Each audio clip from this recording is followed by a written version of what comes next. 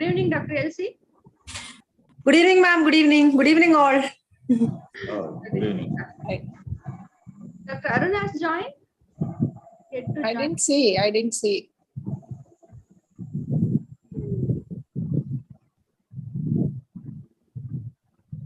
Message her.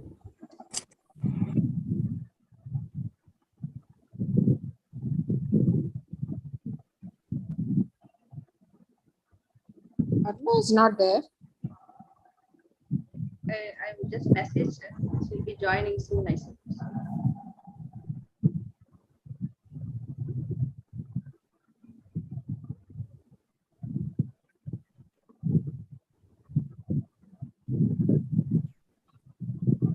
Good, madam. More than 70 is joined.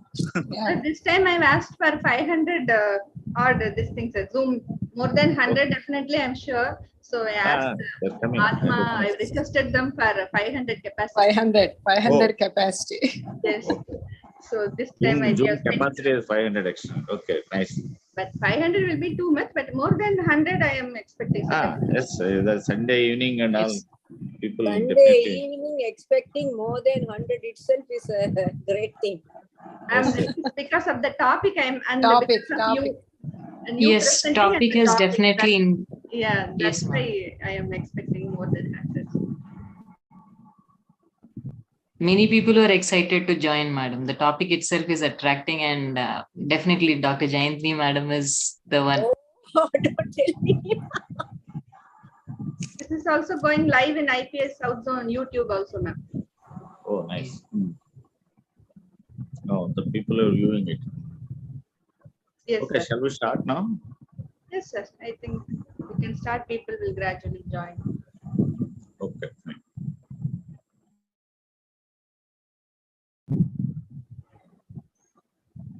Happy Mother's Day greetings to all. The respected President, IPS South Zone, Dr. Ramanan Erat, sir, and respected President-elect, Dr. Uday Kumar, sir, and the other office bearers of IPS South Zone, and the immediate past President, Dr. Ramakrishnan, sir, the chairperson of the SAMANWI subcommittee, Dr. Radhika Reddy, and other senior members and members, friends, colleagues, and dear students and other participants, and from various other faculties also I have seen. On behalf of Indian Psychiatry South Zone, I extend warm welcome for today's scientific program being organized by the IPS South Zone Women Empowerment Subcommittee of SAMANWI is successfully organizing various programs. Today is an important day, Mother's Day. On this occasion, they are choosing very apt topic, the parenting in modern era, because we are facing a lot of rearing practices in both nuclear families, the joint, and both employees, both parents. These are facing a lot of difficulties in rearing the child, and various technological revolution has come, and also posing problems as well as advantages too. But on this occasion, I welcome you all for today's functioning. Now I invite Dr. Ramanan Erat, sir, President, IPS South Zone, to preside over today's function. I welcome you, sir. And Dr. Thank you. Uday Kumar, the Thank you, Dr. President-elect. Dinesh. Yeah. Dr. Uday Kumar, President-elect, for a brief remarks. I welcome Dr. Uday Kumar and the chairman of today's function of SAMANWI subcommittee, Dr. Radhika Reddy, to introduce the speaker. I welcome you, madam. And today's the guest speaker, none other than she needs. Thank no you, Dr. introduction. Suresh. Dr. Jayanti, madam. I invite you, madam, for today's welcome all the program. listeners of this program, and hearty congratulations to the SAMANWI team who has organized an excellent topic on a Mother's Day. Parenting needs no introduction actually, because we are all practicing in one way or other. The problem, one problem we face in the modern era is that, the parents are not able to give quality time to the children. And previously there used to be a nuclear family where you used to have the support of the grandparents. Now the grandparents are only the nannies now. So most often we lose the parenting skills if we don't learn anything from the elders. I mean, probably some people go by the textbooks. I don't know to what extent the textbooks or the printed format will help you in developing the parenting. I think we have an excellent speaker today, Dr. Jayanthini, who needs no introduction to the South Zone members. I hope she has taken, I mean, the topic today is parenting in modern era. It's an art without manual. Of course, we don't need a manual actually. So Dr. Jayanthini will be giving us, a good presentation about how to parent, in the modern era. Over to Dr. Uday Kumar for his remarks. With these few words, I conclude. Thank you. Over to Dr. Uday.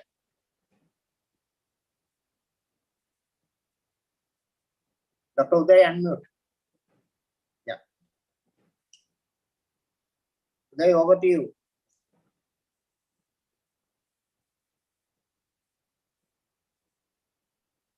Dr. Uday? Uday sir, kindly unmute yourself and Uday is joined. Yeah, please. Brief remarks, sir. Yes, sir. Yes. Very brief.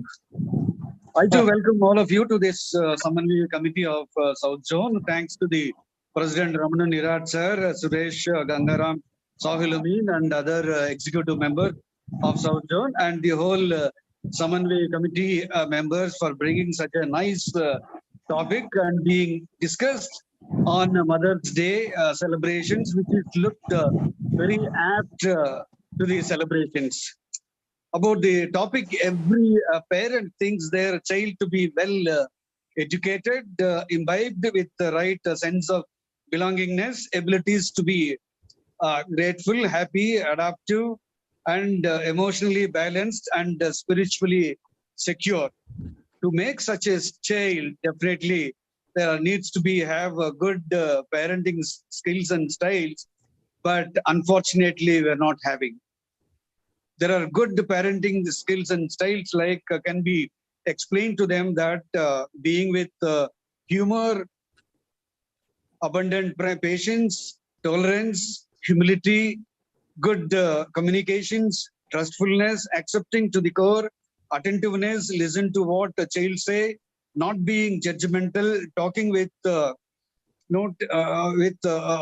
soft tone, ever looking with open dialogues, close to them when they are suffering and their achievements, using positive reinforcement and making acceptability of their mistakes, accountability to their mistakes. In this modern era, the domination of the technology, accountability issues, acculturation issues and addictions, and easy availability and being emotionally liability and sensitive people,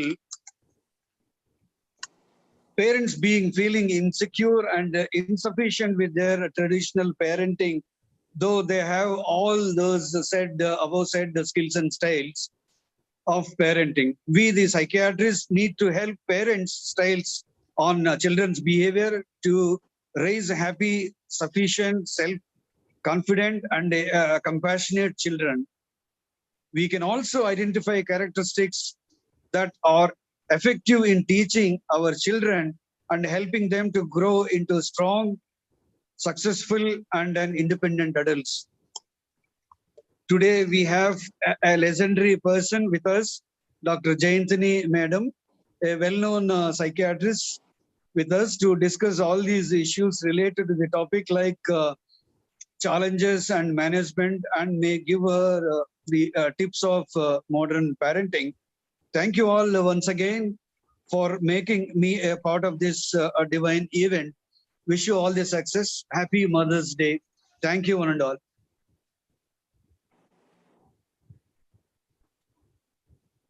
Suresh, you can take Over over. to Madam, Hello. Ramnan sir. Good evening.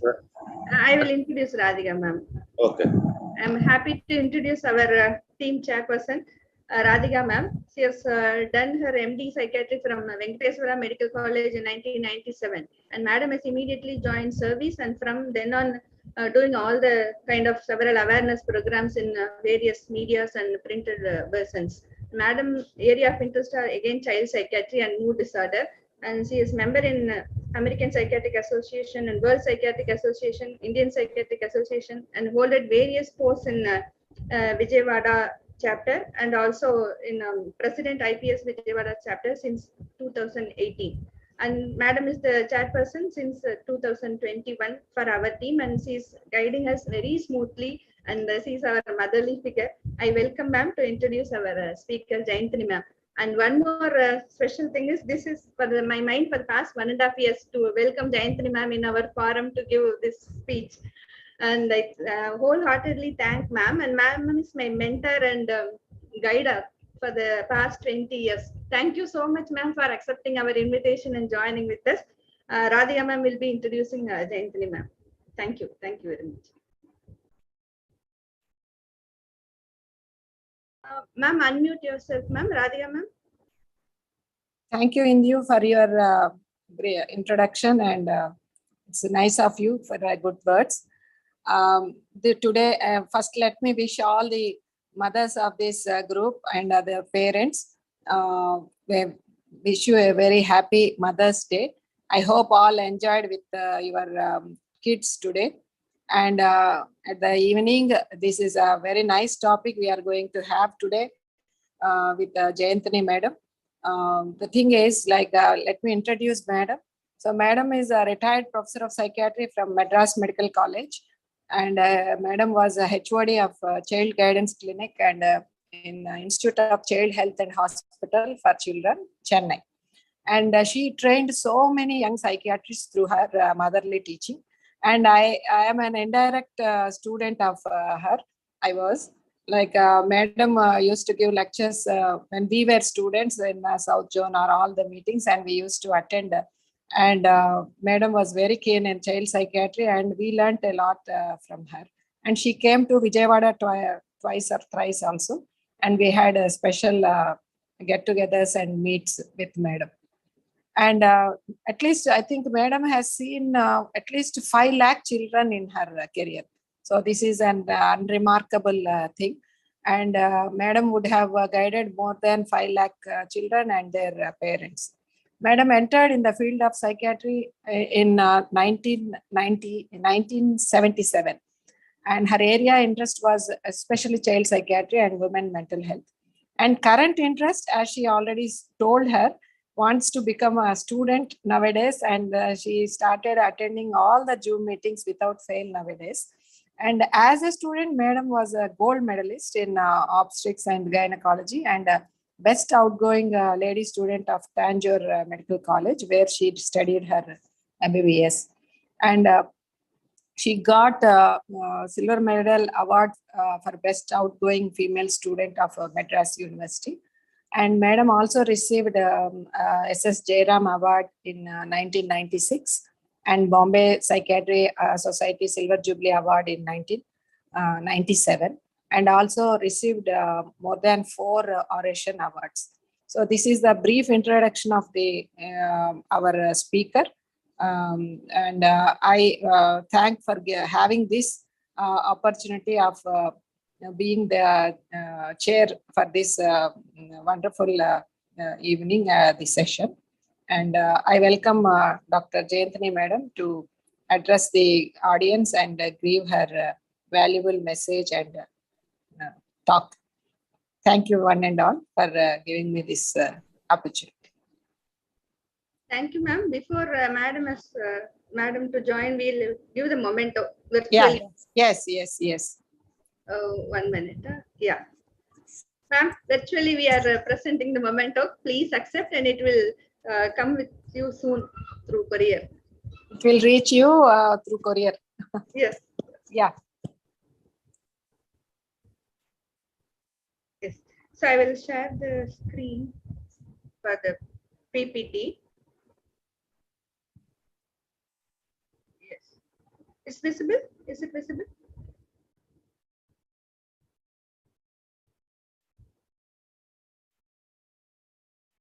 Ma'am, kindly unmute. Yes, yes. Am I audible? Now Okay. it's Now audible, madam. Thank you, Dr. Radhika, for your kind words, and good evening to everyone. My Mother's Day wishes to all the mothers, grandmothers who are the surrogate mothers now, and the would-be mothers. At the outset, my special thanks to Dr. Indumati, who was my student, now junior colleague, a friend. But for her, I would not be here to talk on my favorite subject, that is parenting. And I am not going to talk as an academician. So I will not be giving references from journals or notebooks. Or textbooks. I am here only as a clinician. Whatever I am going to say is what I have seen, heard, read, learned, was taught. During the past 45 years, I am still learning. This is not a lecture meant for the stalwarts of psychiatry, but meant for the youngsters or parents who were attending. Parenting is an ocean, and I cannot boil the ocean. What I'm going to do is give you a few basic points about parenting. And you may not agree with all my views because they are purely my viewpoints. And if you disagree with me, kindly let me know so that I can assimilate your points in my mind. YouTube link. The topic is, are you hearing me? Am I audible? Hello? Am I audible? Yes, ma'am. Yes, madam. Okay. The topic is parenting in modern era, an art without a manual. Next one, Nendu. I'm going to do this based on the following format. It's going to be the overview. Next one, Nendu. Next PPT. Nendu. Next. Yes, ma'am. It's not moving. 1 minute. Something is happening. Yes, ma'am. Next Now one is, it's not yet coming. See there? it's there, ma'am. No, I'm not seeing it. Has it come for others? It should be overview. Overview. Now, No, I'm not seeing. Ask others. ma'am, anybody else visible? Screen? No, ma'am, it's still in the first slide. It's still in the first slide. Slide. For me, it is an overview. 1 minute. It's not moving. 1 minute. I'll stop, sir, and then we'll do.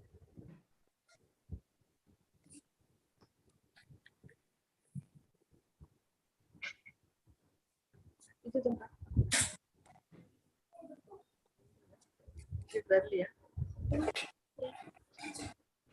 Now Yeah. it's Yes, it's coming.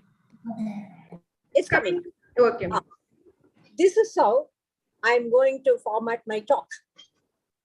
The overview is about introduction, the challenges faced by the parents of the modern era, and how we are going to intervene. Next one. Indu. Go to the next one, please. Not moving. Huh? There is some problem. Start one. You try to get the slide, I'll start talking. Okay. What is parenting?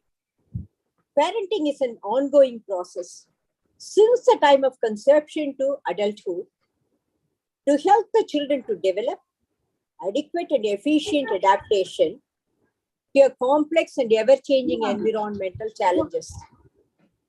Hello? Yes. 1 minute, ma'am. Are you hearing me? Yes, ma'am. Shall I go ahead? Yes, ma'am. The challenges are something which many of which cannot be predicted. Though the topic is parenting in the modern era, I don't know whether it's an art or a challenge. Indu, Are you getting the slide? Yes.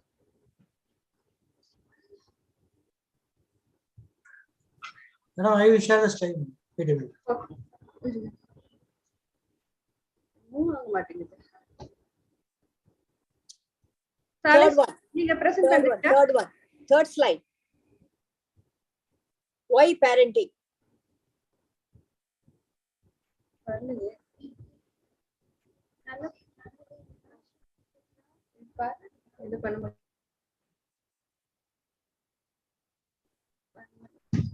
Saleh sir. Around 2 minutes, madam. I will share. Hold on. Okay. It's not moving.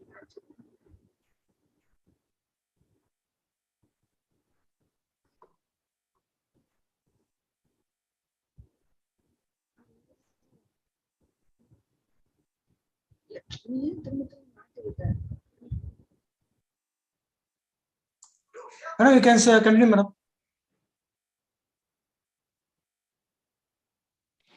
Jayantini madam, you can Yes. continue. You can continue, Can madam. I continue? Yes. Okay. Why this topic? We have 472 million kids below the age of 18 years in India. So it's quite an important topic for all of us. Is it an art or a challenge? Because the demands and expectations of the children, the parents, family, and the society towards each other are increasing. Both the parents and children think they know everything. Ask them to move the slide. Shall I continue?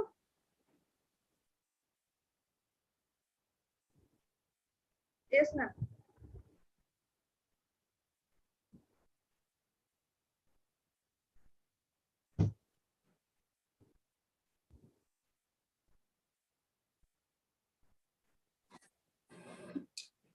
Dr. Indumajit, the slides are not moving.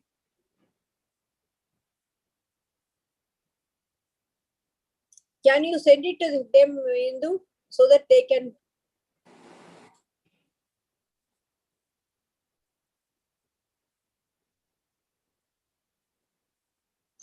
Ma'am, is it coming? Fourth slide? No. Third slide. Third Why slide. parenting? No, the slide. Okay, the slides are not moving. Probably left.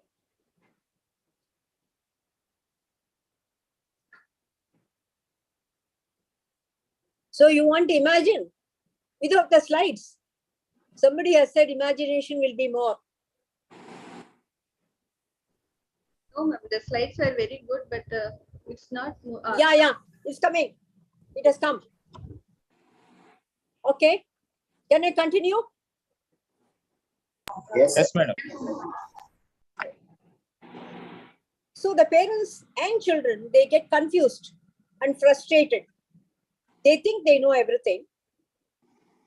They discuss among themselves or do a Google search. I want to get a book on parenting so that they can have an answer for everything. Even as after so many years of practice, do not have answer for each and every question or how to parent. Things are rapidly changing. I need not tell about it. And why should we know about it? This is a behavioral vaccination. We have to promote adequate psychosocial development for the psychological well-being of the youngsters. Number 2 is to prevention of envisaged problems if you have red flag signs.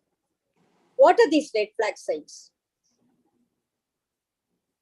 These are the ones which may lead on to future functional impairments like severe developmental issues, perinatal and postnatal problems, prolonged sleep problems, incessant crying, continuous tantrums. The most important is the callous, unemotional behavior, destructive behavior disorder, conduct disorders, school refusal consistently, family history of mental illness, and multiple disorders like ADHD with CD, SLD, severe childhood adversities, child sexual abuse, bullying, abusive parenting, to mention a few. These are the red flag signs I have not mentioned there. So nowadays, the parental stress is increasing.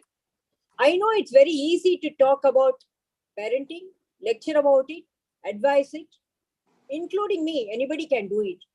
But practically, it's not so easy. Only when we go through it, we know the difficulties of the parents.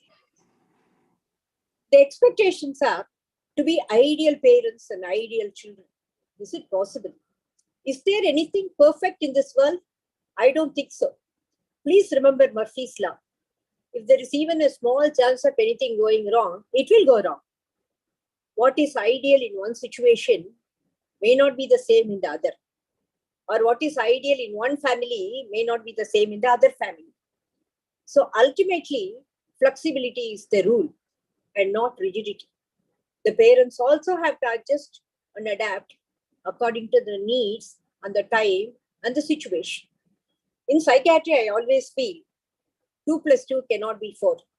It is 6, 5, 3, 1, 0. At times it's 4. Because we cannot predict or fathom human mind. So what happens? These parents and children are caught in a web of excellence. They want to be ideal parents, but we should think whether it is possible or feasible and whether it is practical.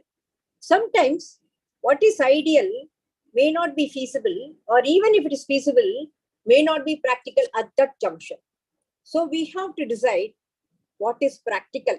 Then only we can go about without over expectations. Because over expectations from the children can be over exploitation also, which is resented by them or which is not possible for them to achieve. Many a time, parental stress is about the academic, emotional, social, sexual, and the conduct issues.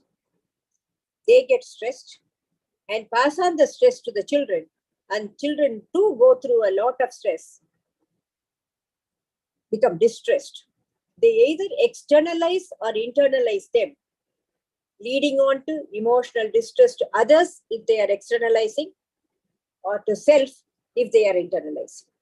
So we have got to be practical about the expectations depending upon the developmental level of the child and also the abilities of the child. We may like the child to do something, achieve something, but the child may not have the aptitude or the attitude or the ability for it, which a parent, as a parent, we have got to assess by themselves or with the teachers or with the professionals, and then decide what is best for that child, not is what is best for the parents. And today's children, as one of the speakers have said, most of them love luxury. They need comfort. They want the best, latest, costliest gadgets, accessories, dresses, and whatnot. Anything you see, they want the best. They see the other children and want the same thing, whether they can afford it or not, whether it's needed or not. And they have a contempt for authority, both in the school and at home. You know, if the teachers are strict, try to discipline what is happening. You all know. You must be going through the latest reports in the media, how the teachers are suffering. So the same thing happens in the house also.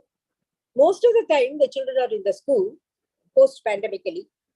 So teachers suffer. And once they come home, what they were doing in the pandemic area, the time continues and the problems are increasing. Almost all the youngsters dislike advice. Hence, I always tell the parents, tell them that you are not advising, but you are giving suggestions. And I also tell them how to make the suggestions a little bit tasty. And they can never accept no for an answer, whether their needs or wants are essential or affordable or not. Most of the children cannot accept no for an answer in the current era. So they show either passive or active aggression. Moreover, they are very sensitive. They want everyone to be kind, but are they kind in their behavior? Are they kind towards their parents? Or are they doing what they are expected to do to some extent? It's not so. but they expect a kindness from everybody. Everybody should be sweet to them, talk to them nicely, should never find fault with them, should never shout at them.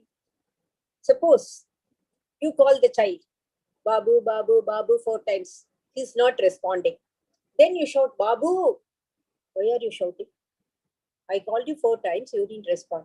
Why not you come to my room and call me? This is the answer you get. What can you do at this situation? Especially when the parents are hard pressed for time. They react either with physical or emotional violence. Change the slide, Endu. It is today's children. Please change the slide. YouTube, it's moving, it seems, but here it is not moving. I think people have to go to the YouTube then. Please try to change it. It's today's children because I want to tell something. No, this is the next one. You go to the previous one. No, not this. Today's children. Previous one. Yeah. This is what it is. So they react with physical or emotional violence, or they indulge in blackmail, they hit themselves, break household articles, bang the doors, throw things, lock themselves inside the room. All these things are very common. This particular picture has a reason for me to post it. You see the size of the specs, the big specs, because when they are constantly viewing the smartphone, the retinal dopamine goes down. I verified it with the ophthalmologist. And there is every chance of them developing myopia at a very early age. How many of our parents know about it? Because most of the time, if you see, in the waiting room, children will be sitting one smartphone, and each parent will be sitting with 2 smartphones, one each. I have seen parents coming to the annual day celebrations of the children, where the mothers will be actively taking photographs and participating. The fathers will be sitting with their iPads, doing some work. If the child comes and asks, did you see me doing this or that? They are at a loss to say what they have done. Instead of that, they could have stayed at home. This is what is happening. This is a current scenario. Most of the time, I am seeing this happening in the school functions. Go to the next one, please. Next slide, please. Indu? Yes. Next one, why? Yeah. You can see a child, small child, trying to drive. A few days ago, you would have seen in the newspapers, a 4-year-old child in Netherlands took the key, started the mother's vehicle, hit against 2 cars. Fortunately, nobody got injured or killed. The mother accidentally left the keys on the table. See how careful we have got to be in today's world. Our children are brought up like princes and princesses. They are pampered. You all know about it. Because the first grandchild or the only child, or both the parents are employed, they want to give everything to the child which they have never received. Their wants are met till a particular age. Whatever they want, it's given. They never heard an answer for as no. But later, once they try to inculcate discipline, moral values, ethical standards at a particular age, it's quite difficult because children do not want to accept it. They want to continue the pampering. I always tell, you can fence the plant only when it's young. Once it becomes a tree, there's no point in fencing, and you cannot fence it also. Fencing is not going to be very tight or very loose, reasonable for that age, that development. And many a time, parents or grandparents compare their childhood, how they were disciplined, how they were brought up. You cannot compare our childhood or their childhood with those of the children now. Things are totally different. Nowadays, we were using stoves today induction stove. And we were traveling by bullock carts. Today they are traveling by flight. So you cannot compare, and they don't like you telling about all those things. This is how I was brought up. Then they will say, your father was so-and-so a farmer. My father is a software engineer. This happens. So when we constantly compare and tell and start controlling them after a particular age, remember these 5 hours, they resent it, they rebel, they retaliate, take revenge, or retreat into their shell. All these things you would have seen in your practice. The resentment is shown both passively and actively. Rebelliousness by oppositional behavior or doing things which you do not want them to do, somehow to make you feel sad and bad, and especially in the presence of others, retaliating physically, taking revenge. I know, I have seen a few boys and girls who have said, I'll be happy on the day when my father dies. Or I want to kill my father. I want to kill my sibling. These things are very common. The parents are afraid because they may execute it. We do not know what's going to happen. Who will do it when? These are not uncommon. Though they are not common, they are also not uncommon. And when you spend a lot of time with children, say 3 hours or 2 hours, when you are examining them, how many of us have the luxury of spending that much time? I do not know. But my psychologist spends 2 to 3 hours with every child based on my notes, and we learn a lot. And the role of peer group and networking sites. They go into the networking sites to see how to manage the parents and also ask their peers how to manage. I know an incident where one doctor's son wanted to drive a car without a license. The father said he can't do it. He's a responsible father. He cannot do that. The boy was only 17 plus. He said his classmate who is also 17 plus is driving a car. He's a doctor's son. He went and told that friend, this is what his father has said. And that boy said, had it been my father, I would have played with him like a ball. Used him as a ball. See what sort of a response he is getting from the peer group. They get wrong advices and they learn negative behavior, or negative behaviors are learned very fast. And I don't know whether this is true or not.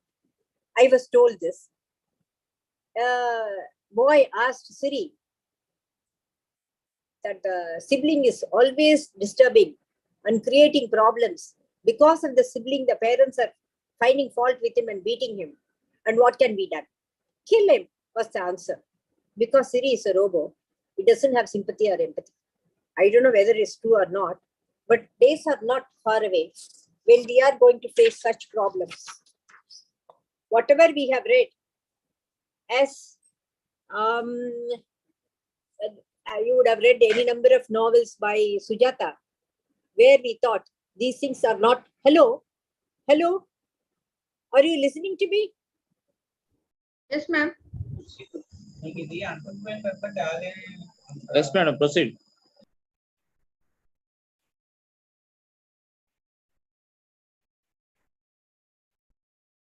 Audible, ma'am.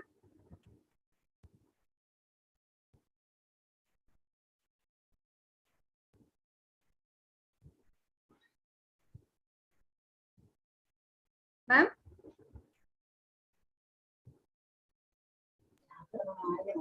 The slide has stuck, I think.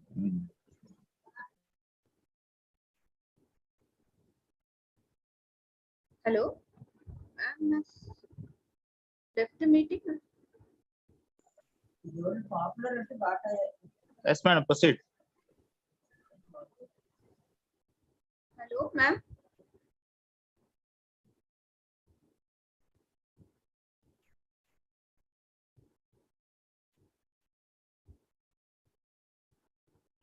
Yes, ma'am. Enachu, ma'am? Okay, ma'am.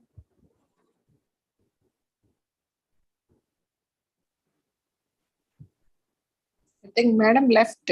Yes, ma'am. He has to rejoin. Disconnect ஆயிடுச்சுன்னு சொல்றாங்க. I'll make arrangements.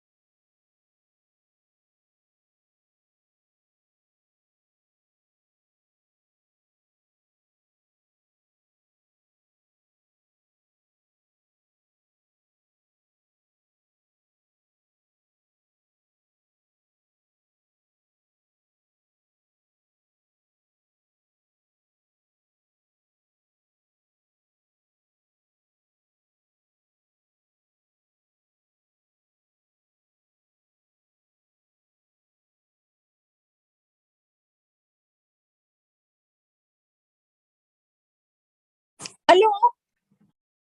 Are you hearing me? Yes, madam. Yes, madam. Yes, madam. Thank God. It got disconnected. Yes. Now I will come. So we'll go to the challenges faced, isn't it? That's where we are. Challenges faced. Yes. Today's world, there is no family support, no social insurance. We had the social insurance. We had the emotional support, safety, time, love, security, affection, comparison, sharing, guidance by older children, and modeling. All these things are gone because of the nuclear families. Of course, nothing much can be done about it. And both the parents are employed. They are unable to give quality time. Though they would like to give quality time, it becomes difficult. Some of the children do talk about it, especially older children, that they would like to spend more time with their father or mother. Especially the boys tell about father's quality time.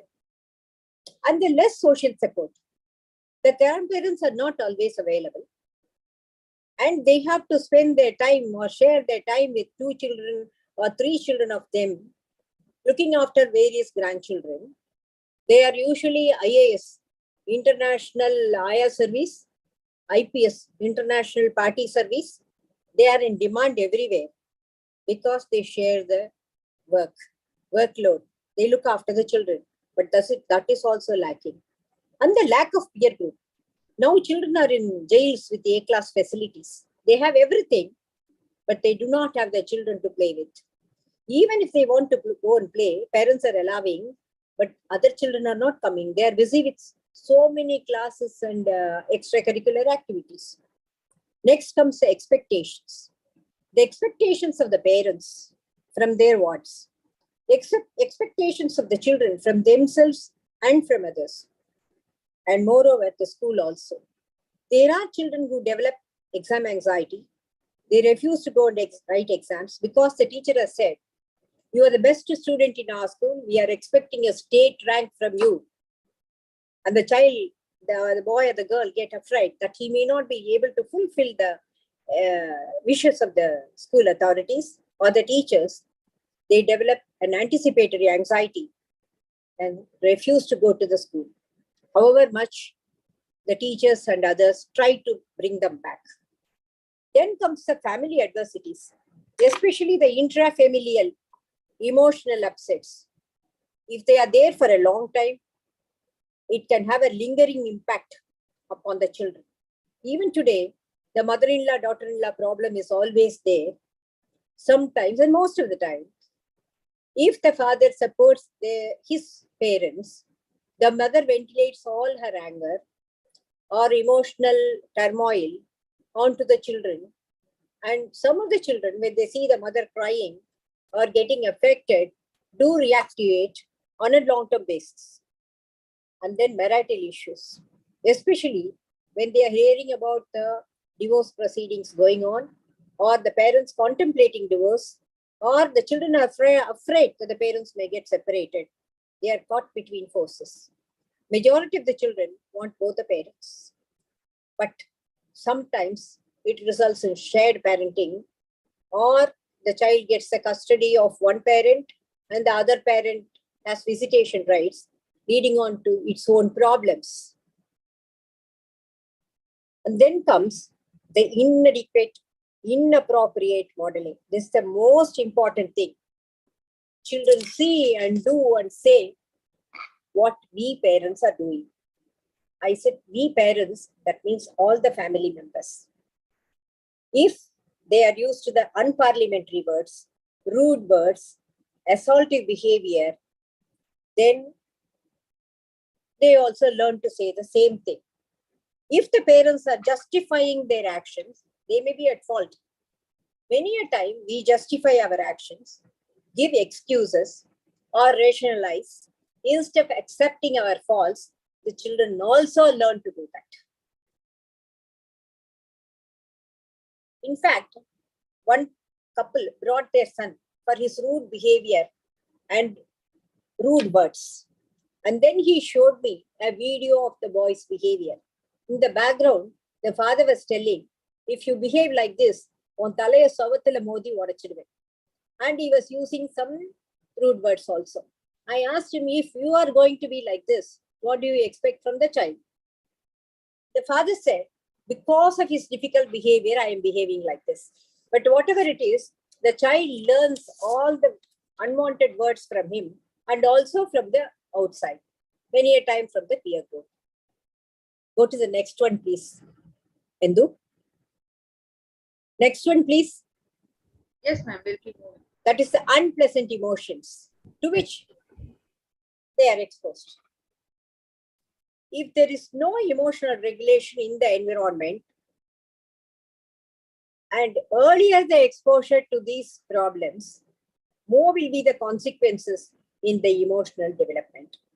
It becomes compromised. In today's world, children have good intelligent quotient, IQ, memory quotient, but emotional quotient, social quotient, and adversity quotient are lagging behind. That's the reason majority of the children are suffering and the parents are also suffering. They are not exposed to adversities. And they see a lot of emotional turmoil at home. So, these unpleasant emotions can occur both in the parents and wards. But it's unavoidable. We are not robots. We are not yogis and jnanis. All of us are human beings. We do go through all sorts of emotions. We do ventilate our feelings. But knowing how to improve the emotional regulation later, or explaining to the children what has happened according to their age level, goes a long way to normalize the pattern. Because parenting is a two-way process. It's bi-directional. It's dyadic, dynamic, mutually dependent relationship. As I have told you previously, a difficult child elicits a negative response. But unfortunately, the parents are not realizing it, but they are old enough to modify their behavior. They know this child is a difficult child, maybe due to genetic factors or some other biological factors also, and how they can modify the behavior. If they are at a loss to know about it, they can approach the professionals, either the pediatricians or other professionals, to know more about it. And there is no clear-cut answer for it. There is no silver bullet treatment. We also have to find out what is the best way to handle the situation. Both the parents and children impact each other positively and negatively. And they have to work out a reasonable compromise, reasonable for the situation and behavior, so that it is reduced. If not completely eradicated, it may take some time for the children to grow up and realize the problems. And the cumulative impacts ought to be remembered. The cumulative impacts occur in the first 2 decades mainly. Parental attitudes, child rearing practices, early childhood experiences play a major role. The seed is genetic. The seed we cannot change, but the soil can be modified. That's the environment. And the family environment especially goes a long way to change the situation amicably. What are the tasks for the parents? Child is a plant. We parents are gardeners. The professionals are agricultural officers. They can guide you. They can guide the parents how to bring up that plant. What should be done? Should they change the menu they are using? Should they add on something? How much water should be given? Does the plant need a scaffolding? Or the soil should be changed? All these things, after going through the problems, history, everything, we as agriculture officers teach them. And it takes some time for the plant to grow. Parents are also have to be patient. Without patience, nothing much can be achieved as far as the growth of the child is concerned. And the negative environmental factors are pests. But unfortunately, we don't have pesticides. And these pests are increasing in the form of social media. They are poisoning the minds of the children. What they see, what they listen to, and what they discuss, you do not know. Even children as young as 5 years and 6 years coming and telling, I love this girl, I love this boy, he's my boyfriend, I'm going to get married to him, and giving a letter giving them special gifts, getting fascinated, and talking about sexual behavior, even at the age of 8 or 9 years. I'm not saying it's right or wrong. There is an age for everything where you have to explain to the children. But again, it depends upon who is going to explain, how you are going to explain, and at what age, what you are going to explain. That is where the parenting skills come. So the parenting involves connectivity with the children, coaching them and molding them, and correcting them when there is a problem. Next one, please. Next slide, Indu. The connection, exactly. The connection starts in the womb. Hence the importance of the emotional well-being of the mother. Perinatal psychiatrists, like Indu, will say, the first 1,000 days are very important. Developmental psychologists will say, first 3 years. For us, it's the first 2 decades of life. Because epigenetic programming does happen, and the genes either get expressed or do not get expressed depending upon it. And the prenatal and postnatal periods are very, very important. The effective communication starts from when the child is in the womb and from day one. Talking, singing, physical and emotional expression, physical touch, love, bonding occurs. The early bonding is the rule. This should happen. And giving a feeling of security to the children. If they have insecurity right from the childhood, due to so many reasons, maybe both the parents are responsible, one parent is responsible, something else is responsible, definitely this insecurity is going to have an impact upon the future development of the emotional development of the child. And third one is nurturing socialization. This has almost got reduced of late because children are sent to so many classes, so many tuitions. They go for IIT tuitions, right from IIT coaching, right from 6th standard onwards. The expectations are too much. They don't have the time to play or interact and learn.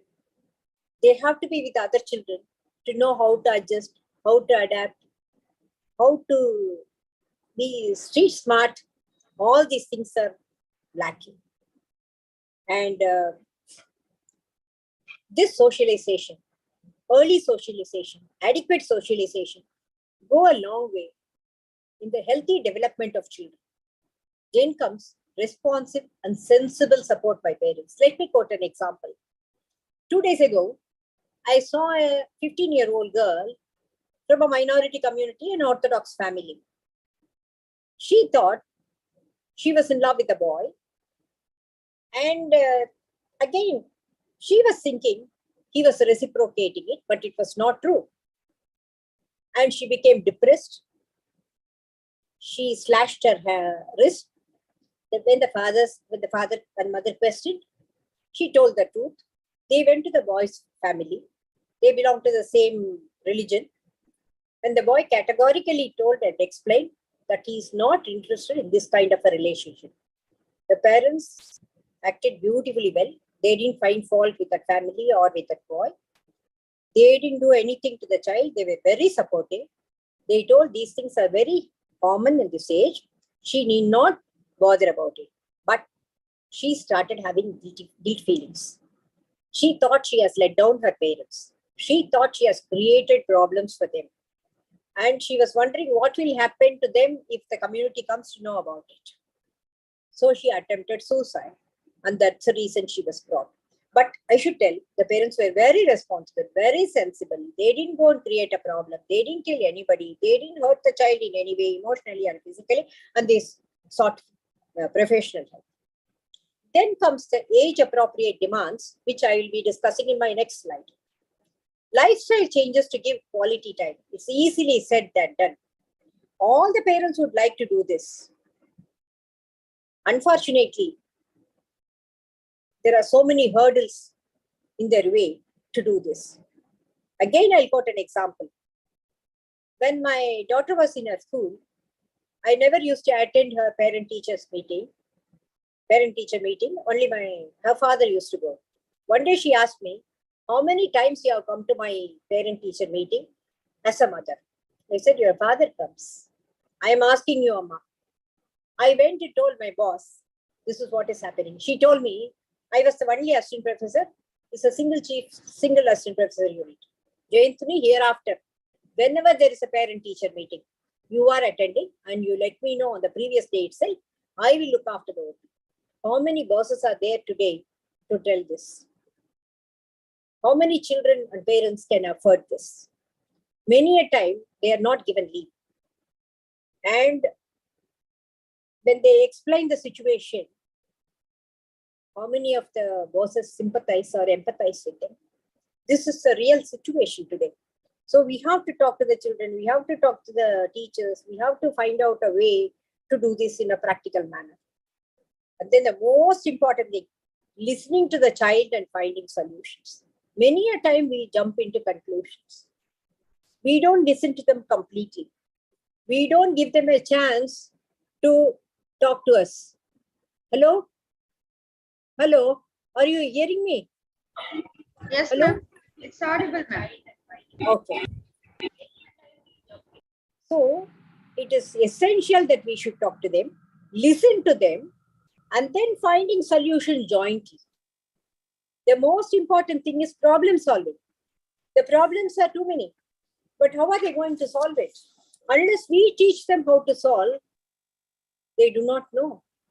If we solve the problems for them, it becomes a habit. Tomorrow, there is nobody who can solve the problems for them. Then comes the coaching and nurturing. Nurturing is nourishing. During infancy, we give them a very stimulative environment. Physically, emotionally, language-wise, in all areas, a highly stimulative environment. Today, children who have delayed speech or other developmental problems go for occupational therapy and speech therapy. In our days, the occupational therapy and speech therapy were there all throughout the day whenever the child was not sleeping. Everybody participated, everybody handled the child, everybody talked to the child, sang for the child.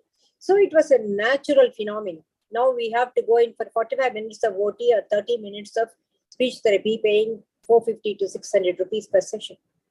Then guiding. Guiding comes for young children. You guide them. You tell them what are the problems, how they are going to face it, how they are going to adjust and adapt, how they are going to alter themselves according to the situation, how they are going to be smart by giving examples or being with them at that time. Around school age, it's authoritative. The children have a right to ask us anything, but it's our duty to decide what can be done, what should be done. But we have to explain to them. For example, a 15-year-old boy comes and tells that he would like to spend the night with his classmates, have a friend. We may agree. A 15-year-old girl in our culture coming and telling that she is going to stay with another girl, you would definitely ask who are all there at home. Is there any brothers? Does the girl has got any brothers? How old is the father? And so many things we question. The girl may say, you allowed my brother without questioning or just asking with whom he is going to stay. But you are asking so many questions. Don't you believe me? It is not we don't believe them. We don't believe the world. You know the current situation, current scenario. We want to be very careful. We don't want our precious children or daughters to suffer in any way. You explain to them clearly what is expected of them, why you are saying this. Once you explain, they should be able to accept it, provided you have a good connectivity with it. And later years in the adolescence, it's increasingly less restrictive with adequate supervision and monitoring. This is the teens. You have to marinate your control with gentle humor. And in 2021, around that age, sometimes they do come and ask for our opinion. We are imparting experience-based wisdom when asked for. We are not going to give it without being asked. When they ask, you tell them. And if they don't follow it, forget about it. They are old enough, they are earning, they know what should be done, and the experience teach them a lot. Then comes correction. How are we going to correct? Positive disciplining, very easy to talk, very difficult to do. non-violent. We are not going to be punitive in any way. We are not going to beat them. Somebody said that I have given an interview in which you beat the children. I have never said that, and I have never done that. I am for discipline, but not for punitive reprimands. Again, to quote a recent case of mine, the child has Asperger's syndrome. The mother brought the boy because constantly is beating, threatening, trying to control her, hurting her for trivial issues and some usual words. When I asked him, he is very communicative, why he is doing it. He says he remembers each and every word and deed of the mother, who used to hit him regularly because she couldn't accept his diagnosis. She couldn't accept the problems she faced, and there was no family support, and she was blamed for the boy having this problem. He doesn't know all these things, but he's giving back to the mother now, not to the father. He told me, what goes around comes around. I said, how come you know this? This is what my father said. See how things are happening. And there should be clear rules and expectations for everybody in the house. If you expect your child to take bath and have their morning breakfast, we should also do that. If we expect them not to tell lies, we should also do that. Charity starts at home. The rules and expectations are for us first and then for them. Then consistent consequences for positive and negative behaviors. I will explain it later. And we have got to correct them, mold them, tell them how it can be done. Suppose they have done a mistake, what can they do next time? And please explain to them why you are doing this, why it's needed for their development, how useful it will be for them. Many a time, when we are doing it for a short period, not reading a sermon, if you tell them in 2 or 3 sentences, now and then, majority of them realize. But the importance of moral values, ethics, and integrity should never be compromised. And we are the models. Integrity is something which is the most important thing for our children. They may not study well. They may not achieve what we want. But moral values and ethical standards should be the rule. We are going to be firm in certain aspects regarding this, but kind. We will explain. We are firm. We will be imparting discipline. Next one, Indu. What is authoritative parenting? Again, being a role model. You may be wondering why I am saying this repeatedly. Of late, I am seeing children modeling the parents or the people whom they come across very easily. They grab the negative behavior, the wordings, everything. And the importance of that family's socio-cultural values. What is normal for one family may not be acceptable in another family. That also we have to explain. They may say, what is the difference? You explain the cultural values, why it is happening like that, how it is good, how they can change it later. Till they are under your control, there are certain rules and regulations to be followed. Once they become adults, it's up to them to decide. But at that age, they will realize why the parents have said that. And for certain things, what they want, we will say yes. In certain situations, right from childhood, you are going to postpone the gratification. They ask for something, you tell them you'll buy it after 4 days, maybe an ice cream. They'll say, I want it today. Why not today? Tell them very clearly, this is to make them understand that gratification does not come easily. But if you have given your word, please buy that after 4 days. They may say, I don't want it now. But since you have given your word, you buy and keep it. Whether they take it or not is another question. Then alter. They want something, you feel it's not good for them.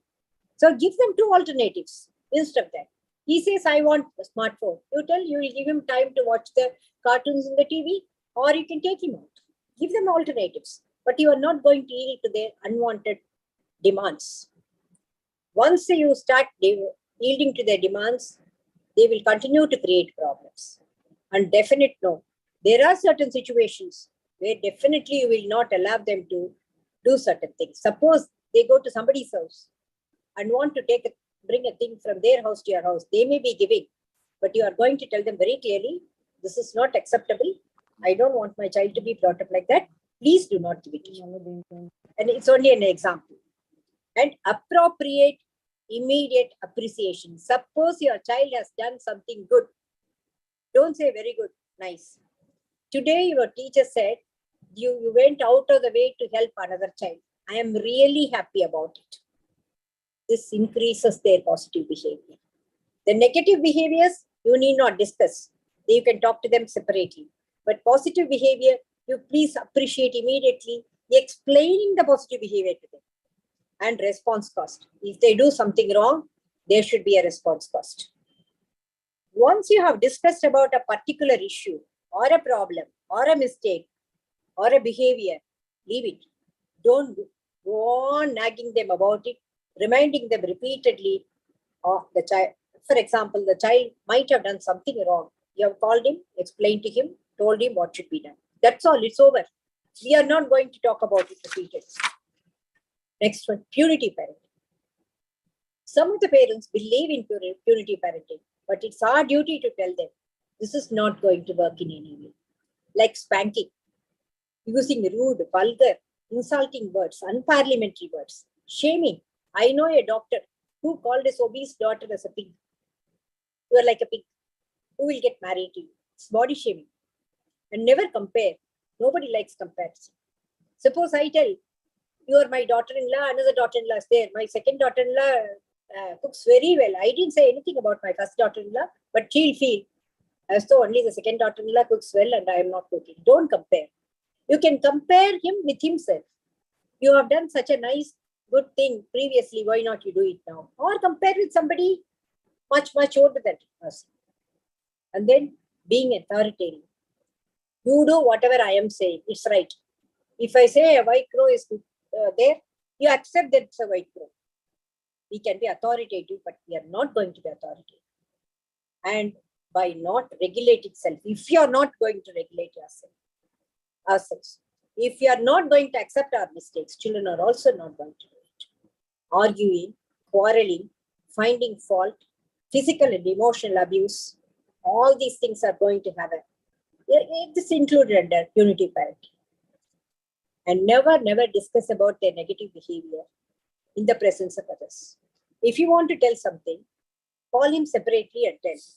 Suppose you are talking about his negative behavior in the presence of the family members or others, they get upset very easily. And most of the children are very, very sensitive. Post-pandemic parenting. Next one, Indu. This is the most important one. 92% of the children all over the world are affected in some way or other. We are seeing the problems only now, after the pandemic is apparently over. I need not tell about the gadget use, gadget abuse, and addiction. And the children with developmental disorders are the most affected, like those with ASD. Children who didn't need medication, who were managing comparatively well, who were going to the special schools, all deteriorated.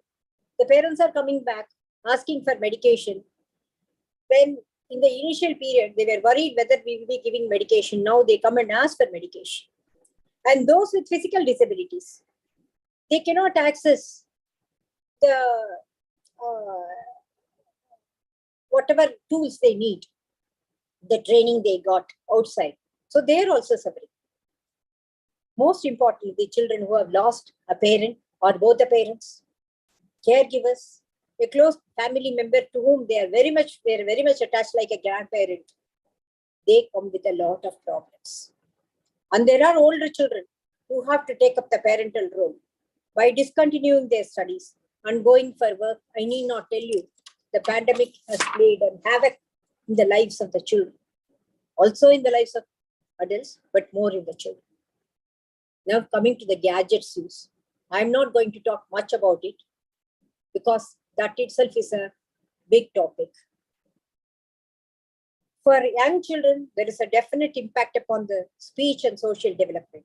Children who would not have developed mild autistic features or manifestations of ASD do come with these factors. And then the creativity issues. They are passive. The gadgets are giving you a passive, you are giving a passive response, passive watching, or playing a game, aggressive game. Creativity is lost. You are doing what you are not supposed to do. Children otherwise who were going to play, who were drawing, going for drawing classes or music classes or whatever it is, in whatever thing they were interested, have stopped going. And once they got glued to this, they don't want to go back, even after the pandemic. The motivation in academics has come down. I need not tell. Children who are doing very well, who are toppers, it has gone just the ulta. They are not interested in studies. They get low marks. Academic performance is coming down, and they are not worried about it. They don't feel about it. Even if the parents are motivating, they are not feeling so. Of course, the pornography, sexting, bullying, getting cheated, abusing and being abused. Getting cheated, they even steal their credit cards, lose money. Later, they try to attempt suicide or try to run away from the house. And of late, I am seeing a lot of young girls in the age group of 14 to 18 running away from the home, eloping, because they have befriended some unwanted elements, even married ones who have cheated them. They have eloped, taken photographs, and who try to blackmail them. The problems are increasing day by day.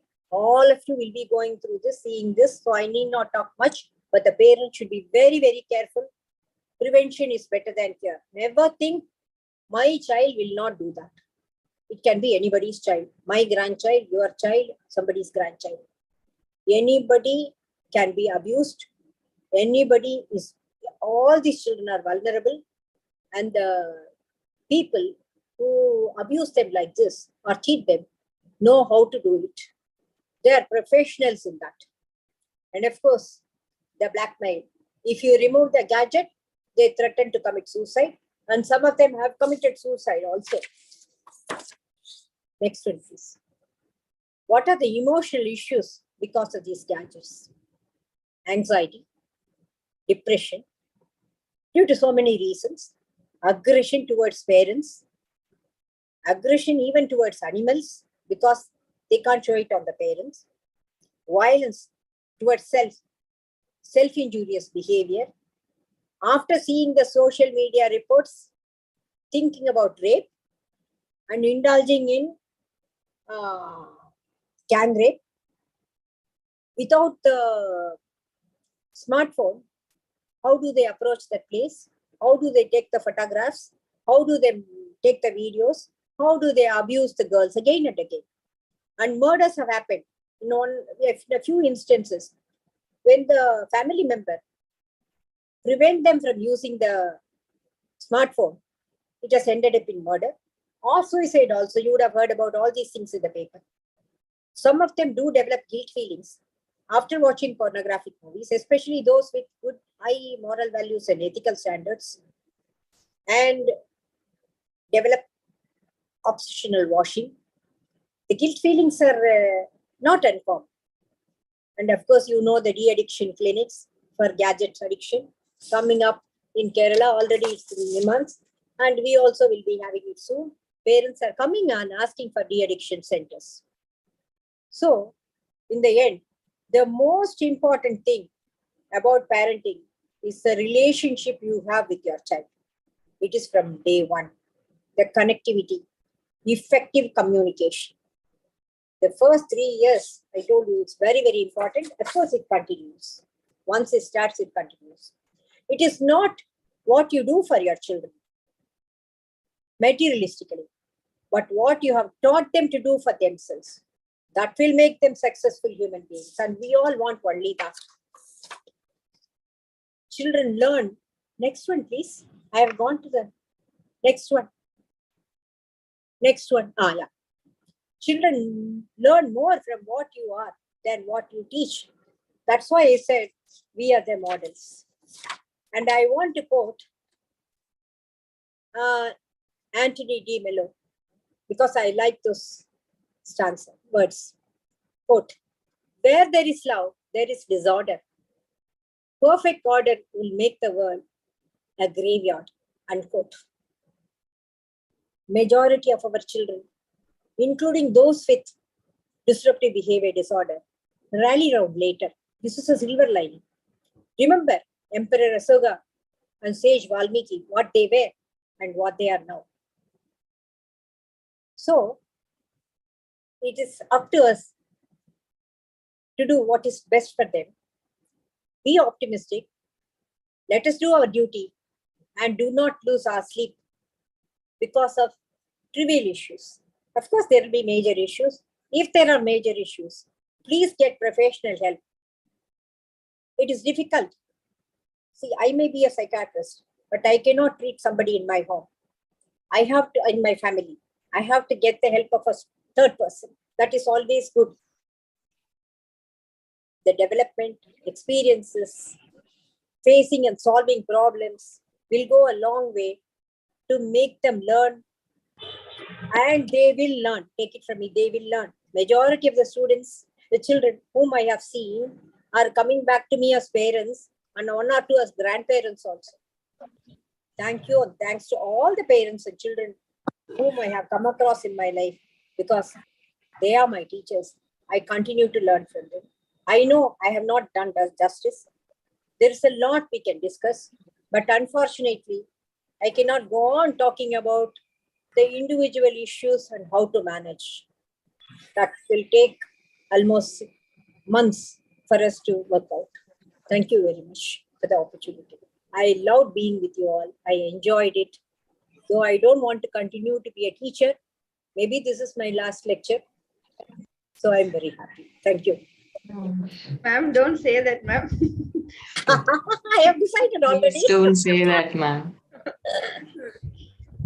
Thank you, ma'am. Thank you so much for the wonderful lecture. But we are very sorry for the technical issue for the audience. All right, doesn't matter. These things do happen. That's the difference between technology and our life. You're prepared, and the rehearsal also has been done, but somehow this got missed. It's all right. Forget about it. We'll let it go. Okay. We have 10 more minutes, ma'am. Dr. Nivedita and Dr. Elsie will have some few questions from the chat box. Is it fine with you, ma'am? Yeah, it's fine. If I know the answer, I will definitely tell. Ma'am, if you are not answering, who will answer our doubts? Okay, ma'am. So, Dr. Nivedita and Dr. Elsie, please. Yes, ma'am. Am I audible, ma'am? Yes, very much.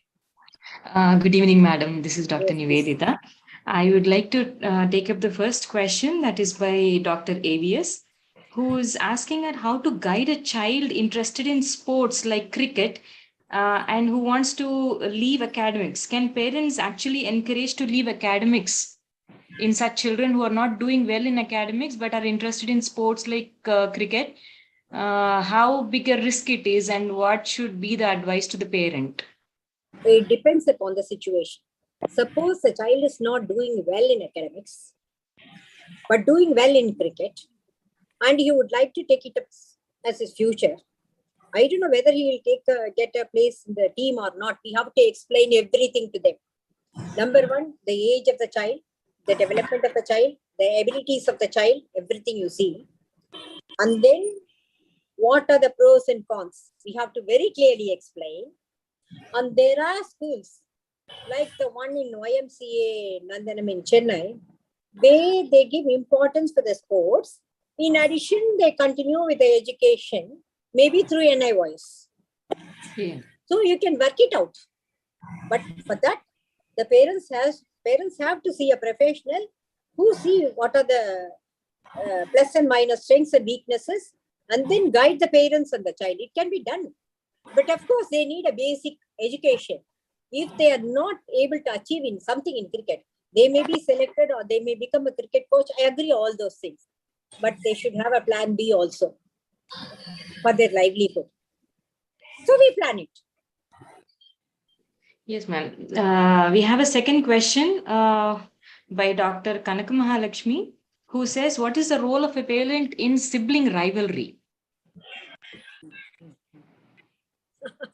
Sibling rivalry is something which happens in, let me say, 25-30% of the children. In most of the children, initially it may be there, later they grow out of it. All you have to done is preparing the child for the arrival of the next child. Number one, you are the big brother, you are the big sister, I am going to depend upon you to look after the child. I will find it very difficult to do without your help, so make him feel he is the most important person. Number two, in his presence, don't try to give more importance to the younger one. You may think, I have given all these things to the first child, but he won't remember that. He was the uncrowned king so far, or she. Now the other one has come. He may think we are sharing. Make it very clear, you are not sharing anything. They are like your two eyes. Then why are you doing this for him? Because he is very young. Once he reaches your age, I am going to be the same. It's going to, we have got to explain. In spite of it, there can be problems. There may be contributing factors. We have to find out what are the contributing factors. Is anybody in the family saying something? Or is he feeling jealous because the other child is looking better, or people are petting him, taking care of him? So many factors operate. They are breastfeeding him, but that may be for 1 year or so. So the most important thing, what is the cause? The behavior is sibling rivalry. What is the antecedent? What is the consequence? And then you work out. If you are unable to work out, ask the therapist what can be done. Because if the third person explains, there is a chance of this child understanding, and the third person also help the parents how to look after this child. Thank you, ma'am. There's another question from Dr. Amrit Raj, who says model science classes used to be there long ago, and they seem to have disappeared now. Can emotional intelligence be taught in schools to improve the quality of life? It is my personal opinion. Emotional intelligence should be taught in the school, first for the teachers and then for the students.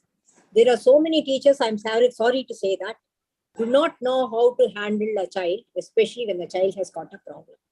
They say certain things inadvertently to the child in the presence of others. Not all the children are the same. Some ignore, some fight back, some internalize, getting into problems. Sometimes they even refuse to go to school. They are very sensitive, I told you. Emotional intelligence should be a part of the curriculum. And they should see to it, they discuss about it in the class. It can be a debate. There are so many things. For example, if there is ragging, 2 boys are talking for ragging and 2 boys are talking against ragging. For 5 minutes or 3 minutes, this gives them a chance to understand what it is. So many a time, it's the parent-teacher association and the school which should impart the knowledge. And we should tell them how to impart this knowledge. We are going to teach them and they are going to disseminate the information. Moral science classes, now the government says it cannot be compulsory, but those who are willing to attend moral science or catechism can attend. But parents should tell it is better to attend to improve themselves. There's nothing wrong in it, going for half an hour to a class. Dr. Elsie would like to take up the next questions, please. Sure. Thank you, ma'am. Thank you for the wonderful talk on parenting. There is a question for you from Dr. Uday. Does pre-parenting counseling useful as like premarital counseling, way to be taken before the first child's birth? It is better. Would-be parents should be told about positive parenting and what are the problems they may face. Normal, common, which you and me would have faced. Of course, my time was different, your time was different. What are the problems they may face and how to solve it? This prevents a lot of problems and challenges for the parents, provided they are willing to attend. For the educated, high middle class, they may come. For the lower socio-economic strata, it may be a little bit difficult. Many a time, I have gone to give lectures on certain important topics. Suddenly one will get up and ask, I have lice, what can I do? I was talking about something else about education. This woman is getting up and asking me what could be done for the lice infestation. So they may not be interested that much, but a small group of 5 or 6 can be taken for this counseling. If their other children are studying in the school, the parent-teacher association can help to deal with it. Otherwise, it may be a little bit difficult. I'm not saying it's not possible, but if you can do it, wonderful. Okay, ma'am. The second question again from Dr. Uday. Regarding awareness of parenting to normal parents, but there are no mental health issues to either of parents or children, what are the occasions to teach them? The pediatrician can do this for a few minutes. You can put charts or guidelines in the clinic, which they can go through.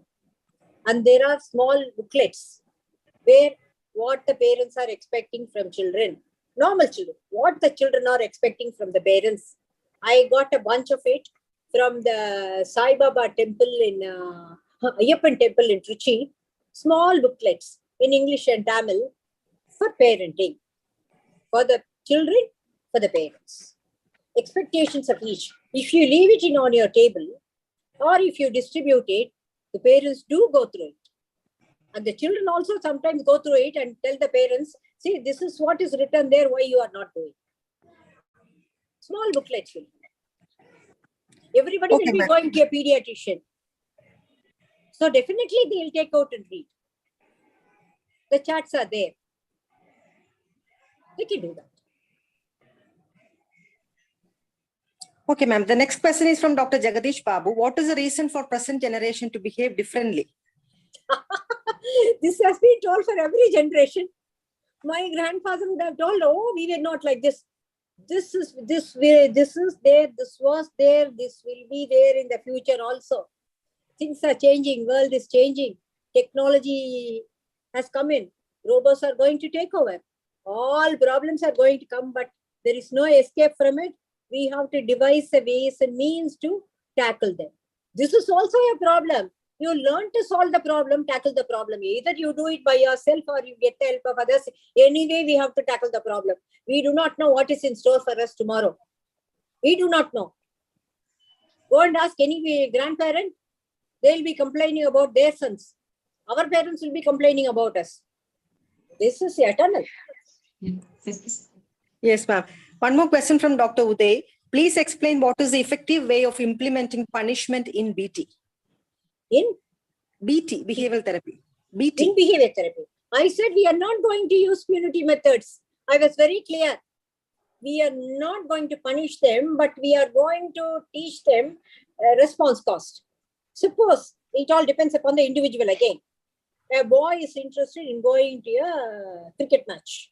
Next year, it's being conducted in a particular city, for which if you have to buy a ticket, you need this amount. For every good behavior, he gets a star, an amount. He can save it and finally he can go for that match if he is interested in it. Or he may want to buy a bat. Or he may want to go to on an excursion, whatever it is. The amount you calculate, and for all his good behavior, you are going to give a star. Suppose he does something wrong, drastically wrong, you are going to remove 1 star. That is the response cost. You discuss with it.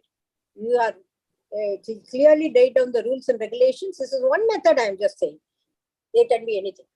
So once he starts accumulating that money and he is going for that, the behavior starts changing because he really wants it. Another boy may want something else. It all depends upon the individual. You find out what is the most important thing for him and use it to train him. Of course, there will be failures. There should be failures. Nothing is certain. There will be disorderliness. So what? Like them facing problems, we are also facing problems, and we should devise the ways to implement the discipline in a further way. Doesn't matter. You may not be successful 50% of the time. 50% of the time, if you are successful, that's great. I told you, 85% of the children, in spite of all the negative inputs, all the negative environmental forces, do come out of it. in some way or other, either the resilience, inbuilt resilience, or through the help of others. Okay, ma'am. The next question is from Dr. AVS. Are private schools better or central government schools in view of pressure in private schools and all-round development in government schools with the background of importance of education might be little less in government schools? See, you are putting me in a very difficult situation. I should be politically correct. It depends upon the socio-economic status of the parent, whether they are in a transferable job, and what do they expect from their children. If they are in a transferable job, no other go. It's better to put them in the KB. And if they cannot afford that much, and if they are quite sure that their child is doing well, can manage well in that situation, what has happened now, the post-pandemic situation? A sizable number of children who were attending the private schools have to shift back to government schools. One teacher told me she has to handle 100 to 120 students right now. Some of them do adjust, some of them are unable to adjust. It all depends. Your expectations and the child's expectations, your ability, and I won't say this school is bad or that school is good. Where did Abdul Kalam study? Where did we all study? I won't say the school does matter, but again, we too matter more than that. Our expectations, our training, what we learn, it depends upon the individual family. I won't generalize it. There are endless questions. Madam will go hyperglycemic soon. I think we'll end with. We are going to be diabetic. Doesn't matter. Sorry, ma'am. There are one or two more questions I'm willing to take. Okay. After that, we'll ask our president and Radhika ma'am to give some inputs, and then we'll wind up the session. Okay. If people are satisfied with my talk, that is the biggest gift I have had. Definitely, ma'am. That's They why there are so definitely many questions coming in the chat box. So it will be endless, I feel. I thought we have to give some rest to you, no, ma'am. That's why that will finish with another few questions. Dr. Nivedita, please. Ma'am, can digital well-being and intelligence in using media be a solution? Is the question asked by Satya What? Periyaswamy. It's Dr. Satya Periyaswamy. What is the question? Intelligence? The question is, can digital well-being and intelligence in using media? I don't know what they mean by digital intelligence and hello. Digital well-being. Yes, digital ma'am. well-being. What do they mean by that? Can they explain it to me? Is there any digital well-being? Of course, it's a two-edged sword. Yes, ma'am. I think they want to be enlightened about what is. See, gadgets are going to stay. Without the gadgets, you and me will not be discussing this. True, gadgets are going to stay. They are useful. Yes, they are useful learning tools, provided they are used properly. And the proper guidance should come from the parents. What tools are allowed, for what time, when, in the presence of whom, and what are the other things they are going to control, how they are going to control it right from day one. And again, if they are putting these rules to the children, they should also follow that. If they are using the mobile when they are eating or when they are discussing, when they are spending time with the child, then there's no use. Definitely, they are going to say they are useful. You can find so many things from it, but how you are using it, who is going to use it, in the presence of whom, is going to be the most important thing. Yes, ma'am. Thank you, The ma'am. nuances of using it. Nuances of using it. Yes, ma'am.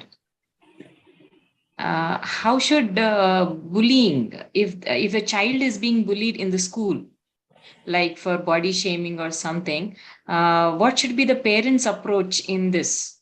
Should they approach the faculty or the teachers and principal, or should they train the child how to face it? Your inputs on it, ma'am. There's a question. See, my personal opinion is children should be told right from the beginning. Others will tease them. Others will comment about them. They are not supposed to take them seriously right from the beginning. Once they start attending the school, the young children will come and say, depending upon the situation, if they themselves can tackle it, you teach them. If it goes beyond a limit, they are hurt physically or they are creating severe emotional problems, then the child itself can go and talk to the teacher first, rather than the parents.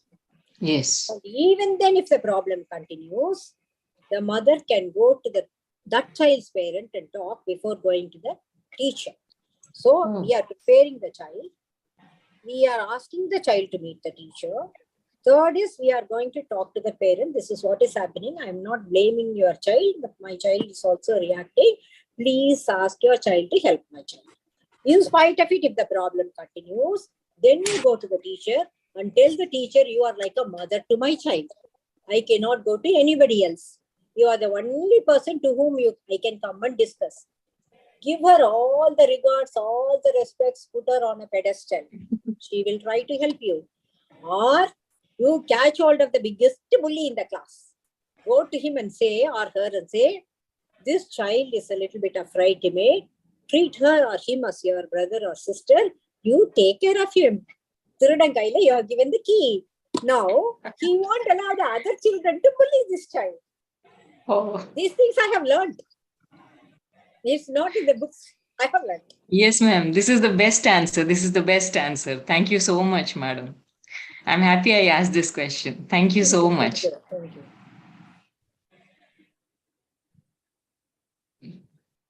Yeah, see, we have to devise practical methods to deal with the situation. Most of the things will not be in the books. True, true. Yeah. Shall we wind up? Dr. Elsie, you have any other questions? Somebody There has is, asked about internet addiction, tips to Internet overcome addiction. internet addiction. Yeah. I think that itself is a big time is that topic. That's a big topic. So many people have talked about internet addiction, isn't it? The topic. If I start now, it will go on for 1 hour. Okay. So we need a separate webinar for that. Yes, ma'am. Yes, ma'am. True, ma'am. True, ma'am. We'll ask our President, Sir Ramanan, sir, to give some comments or opinions. It was thank you, Timothy. It was an excellent talk. Dr. Jayanti has covered almost everything within this short span of about 45 minutes. I think it's an eye opener for many of the mothers, and I think the YouTube link also will serve the purpose of conveying what she has said about parenting. And parenting is an art. It's not a textbook knowledge. You have to learn by practice, and you have to learn by experience. With these few words, I hand it over to Dr. Radhika. Thank you, Dr. Jayanti, for the excellent talk. Thank you. Thank you. Thank you, sir. Dr. Uday, sir, would you like to say a few words? Thank you, Madam Jayanti, Madam. You are very excellent. Always given a lot of information about this topic. Very informative and lucid talk, Madam. I really enjoyed and learned a lot. Thank you once again, you, for being with us. And thanks to the whole SAMANWI committee, Radhika Madam and Aruna Madam, Indumiti, LC, Woman, and others. I think a very nice topic indeed, actually. Thanks to all of them for bringing this such a nice topic to us. Thank you, Madam. Thank you. Again, the Mother's Day celebrations. Thank you. Thank you. Indu, have one on discipline. Later. Sure, ma'am. Sure, ma'am. Radhika, ma'am, would you like to say a few words? Yes, that was very much wonderful, Madam.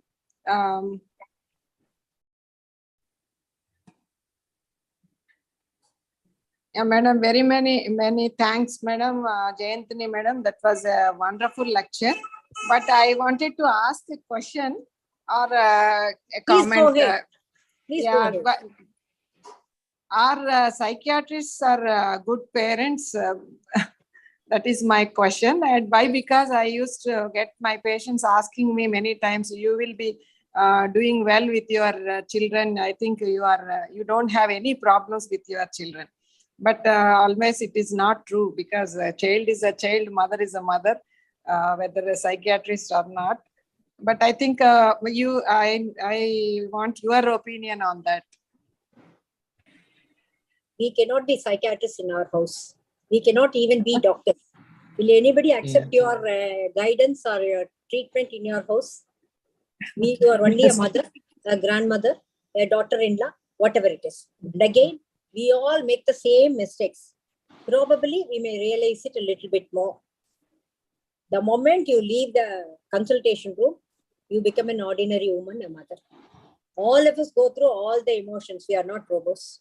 Only thing, we try to improve ourselves a little bit more, especially when the age increases. Whatever mistake you have done as a mother, you will not repeat as a grandmother. So we all learn. In no way we are different. I don't think so. Maybe we are a little bit more amenable for suggestions. Yeah. So all We these have some tips, more insight. yeah, madam, all these tips I should implement with my grandchildren now. Exactly. So I'm I am waiting doing for it. that. Ma'am, can I ask one more question, ma'am? My Please go personal ahead. question. Go Ma'am, ahead. how to, a lot of working women these days. So how to balance work and parenting? $1 million question. Unless the spouse helps, it's going to be difficult. Behind every successful man, there is a woman. Behind every successful woman, there is a man. They have to There share should be the a man. responsibilities. They have to share the responsibilities. And certain things, if it is a boy beyond a level, the father is going to talk about masturbation or other things. If it is a girl, you are going to take over. What we are going to teach as a person, as a would-be mother, would-be daughter-in-law, would-be citizen, we are going to do that. Whatever time we get, leave alone the quantity of time, quality of time. In the initial period, you may have to spend more time with them.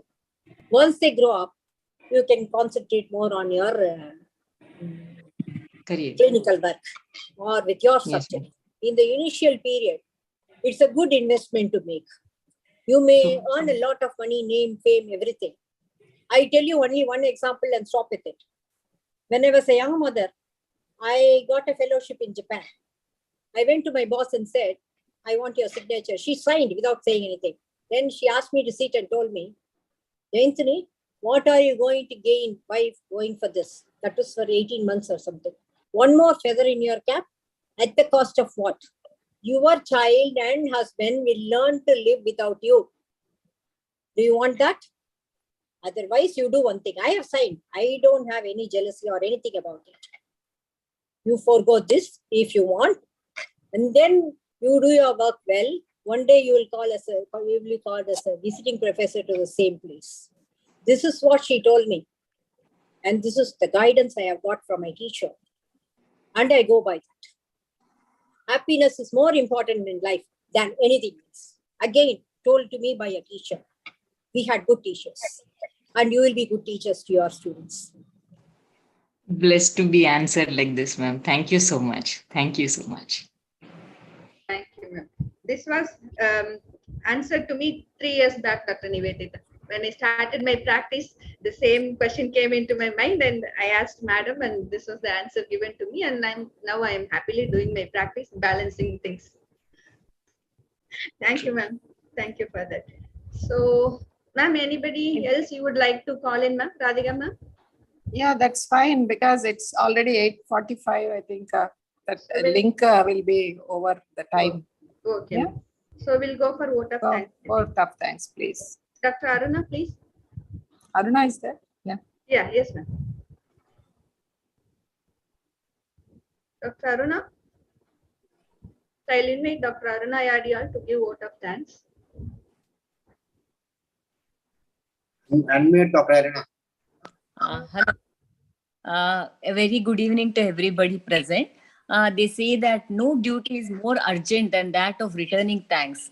This was said by James Allen, the British philosophical writer. So I deem it a great pleasure and privilege today to propose a vote of thanks for this guest lecture on behalf of our SAMANWI committee of IPS SZ.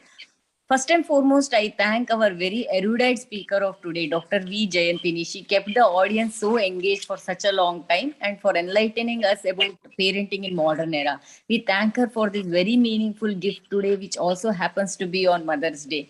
I also express my heartfelt thanks to today's chairperson, Dr. Radhika Reddy, who is also the chairwoman of our SAMANWI team, that is the Women Empowerment Committee of IPS South Zone. I thank the esteemed office bearers of IPS South Zone branch, that is our President Dr. Ramanan Irat, Vice President Dr. Uday Kumar, Honorary General Secretary Dr. G. Suresh Kumar, Honorary Treasurer Dr. K. Gangaram, and the Honorary Editor Dr. Shahul Amin, for all the support and encouragement that we have always received from them. I can't thank enough the strong, silent yet smiling spirit behind this program. That is Dr. R. Endumati, who happens to be the co-chair of our Samanwi team too. Many thanks to my other teammates also, like Dr. Nivedita, Dr. Elsie Uman, for making this program complete and a wholesome experience for everybody. And a very big thanks is due to the sponsors of the guest lecture, that is the Atma Hospitals headed by Dr. K. Ramakrishna sir, for his generosity. Last but not least, I thank all those who joined us here today and made the program a very useful and meaningful one. I again thank Dr. Jayantini Madam for such a beautiful talk. Have a great night and a productive week ahead. Thank you. Thank you, Dr. Ma'am, more than 60 audience have